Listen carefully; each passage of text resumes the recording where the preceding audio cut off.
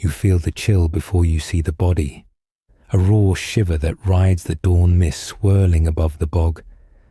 The sun hasn't made up its mind yet, so everything glows faint green, as if the land itself is holding its breath.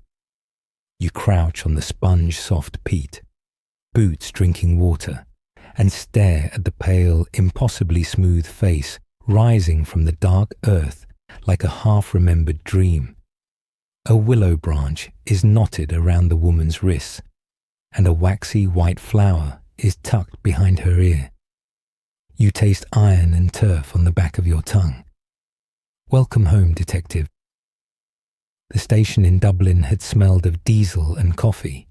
Here, on the edge of Ballygowan, it smells of soil, smoke and secrets. You told yourself that you only accepted this transfer because the Garda needed someone who knew these lanes, these accents, these stubborn hearts. Yet you also know the real reason.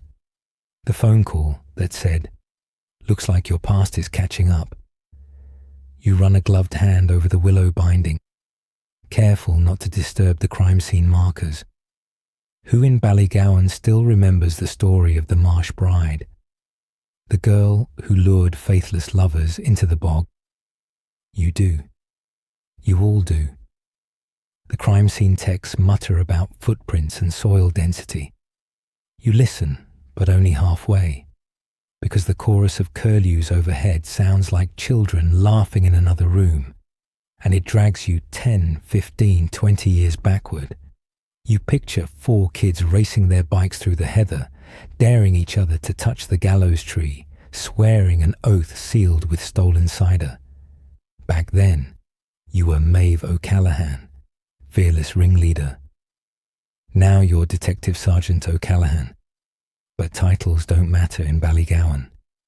The town still remembers your scraped knees, your cracked teeth, and the pact you made beneath the willow. Did you really think you could outrun that? Back at the temporary incident room, really, the parish hall still hung with raffle posters. You pin photographs to corkboard while the kettle rattles. The victim's name is Niamh Byrne, 32, local historian, missing for 2 nights. You trace her last movements. Pub quiz at Vaughan's, a lift offered by someone unseen. Phone switched off at 11. The path loops toward the bog like a noose. You glance over your shoulder and catch your reflection in the dusty window. Hair pulled tight, eyes a shade harder than you left them. You wonder how much of the detective is armor, and how much is disguise. When you finally step outside, rain prickles the air. Waiting for you are the 3 names you prayed would stay buried: Aidan, Finn, and Clodagh, childhood partners in crime, now respectable pillars, so the town claims. Aidan runs his father's sawmill, Finn teaches folklore at the local school, and Clodagh, bright, brittle Clodagh, serves on the council. They call your name with cautious smiles, as if you're a stray dog they're unsure will bite. You remember the pact. If one of us calls, we all come. Was that what dragged them here? Or did something darker summon them to the bog before you arrived? Finn offers folklore first, the way he always did. He tells you the old tale of the Willow Bride, the maiden sacrificed to keep the peat fires burning, her spirit forever hungry for blood. You let him talk, because words are Finn's habit and his shield. Yet you watch his hands. A new scratch across the knuckles, skin raw around the nails. Aidan keeps silent, broad shoulders blocking the doorway, eyes fixed on the floorboards. Clodagh manages a joke about missing city lattes, but her laugh flutters like a trapped moth. You feel the old geometry clicking into place. Finn the storyteller, Aidan the muscle, Clodagh the spark, you the lead. What have they done without you? Night settles like smoke. You drive the back roads, headlights carving tunnels through the drizzle. Every bend carries a memory. There's the stone wall where you once counted shooting stars and swore none of you would ever leave. There's the burned stump that marked the edge of your kingdom. You stop beside the old willow, its branches dipping into the bog as though drinking secrets. You close your eyes and listen. Bog water makes a soft, gulping sound, the land swallowing and giving back over centuries. Somewhere inside that sound is an answer, but answers here are patient. Will you be too? The next morning, another body surfaces, literally. Paddy Ryle, peat cutter, 57, found face down, lungs filled with black water, wrists bound with willow. The village reacts like sheep spooked by thunder, bolting in every direction while insisting nothing's wrong. You stand in the church doorway and watch mass spill into the street, worry stitched across every face. Father Kearney whispers that sin has come home. You ask him when it ever left. Under your breath, you count the years since your mother's funeral, the day she warned you the bog always keeps its debts.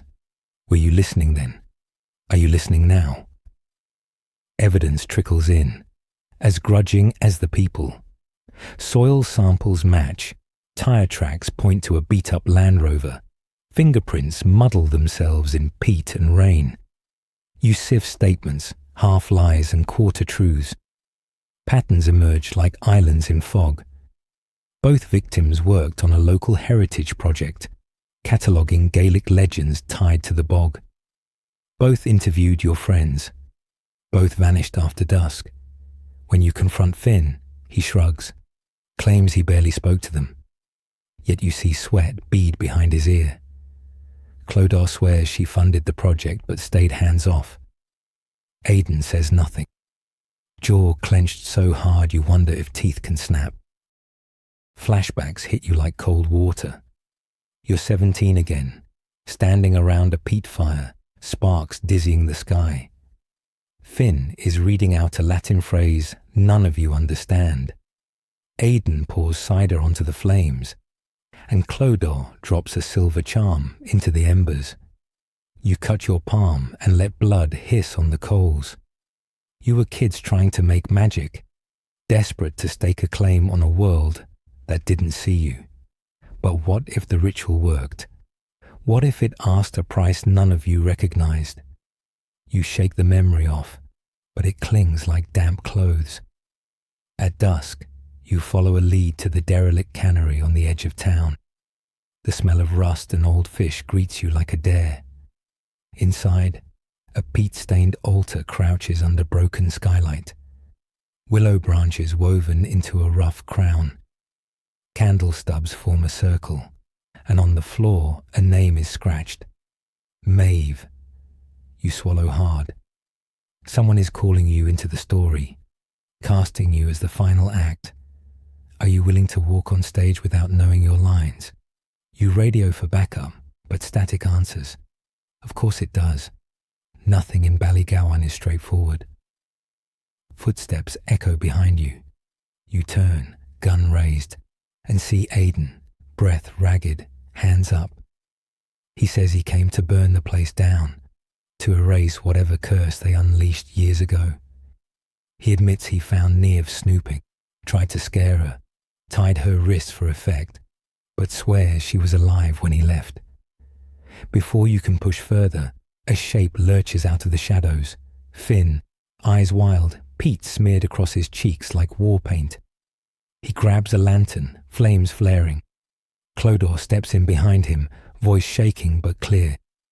She says the land demanded balance, that the pact needed sealing, that only blood can close the circle.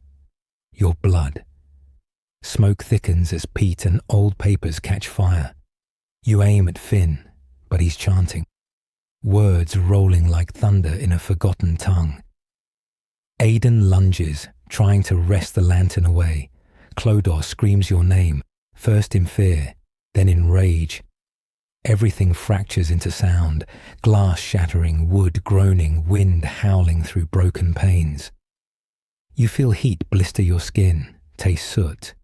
and hear your own heartbeat counting down. This, you realize, is the end of the map. Beyond it lies water and dark. You fire once, twice. Finn crumples, the chant dying on his lips. Aidan drags him clear of the flames while Clodagh sinks to her knees, sobbing as the roof groans overhead. You haul her up, push everyone toward the door, cough tearing your chest. Outside, sirens finally pierce the night.